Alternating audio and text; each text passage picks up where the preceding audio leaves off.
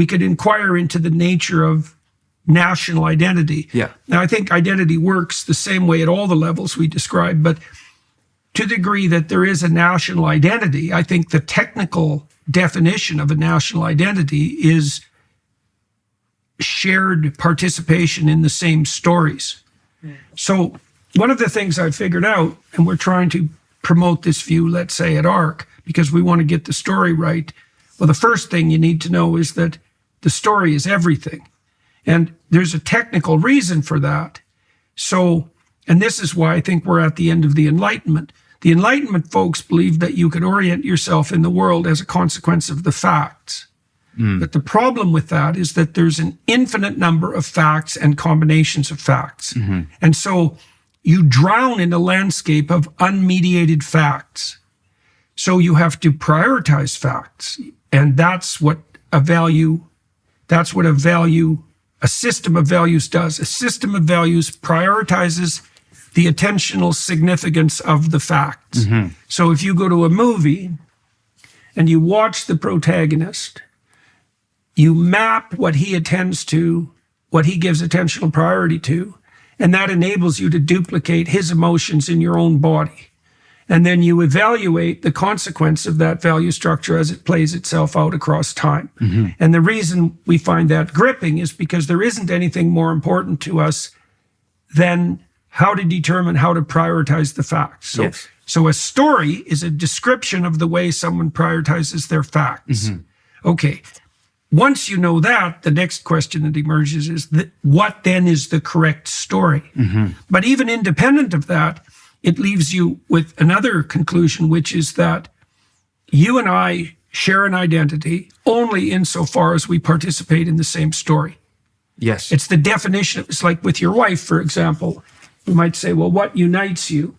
Well, a shared vision of the past, present, and future. It's a shared story. Yeah. You know, and you can understand that if you also understand how it might fracture. So one of the shared axioms of the story might be sexual fidelity. Okay, so that gives you a foundation. Because we're true to each other, all of these other things remain true, right? We understand our commitment to the past. We understand where we are now. We understand where we're going. If you violate that, the story falls apart and, well, the whole relationship is plunged into chaos. There's no identity. There's nothing that's unifying. And so a culture is the union of people around a story. Yeah, and we have lost us. Not only have we lost our story, it's been destroyed. It's been destroyed by not only by the Open Society ideologues, but also by the Marxists. And you can see what's going on in the schools with that. They've completely twisted our story so that instead of it being that we are the people that stood up against the Nazis, we are the people that defeated Hitler, we are the people, the British I'm talking about, that ended slavery at great cost, the cost in billions and of thousands of British men. We are the people that defeated Napoleon.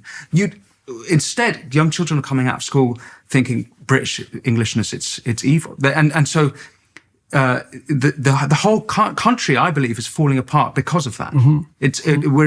We're really in the period of chaos, and that's why also you have Sadiq Khan banging on, as I said, diversity is our greatest strength. Like that's intentionally because that's their proposition, that's the best they've got, but it can't last. And so again, back to the arc, it was a feeling like, okay, maybe it's okay to actually feel these things. But the answer, the question that hasn't been answered is, what is the correct relationship with the British with their story that includes all of these people that have come here, who have their own stories?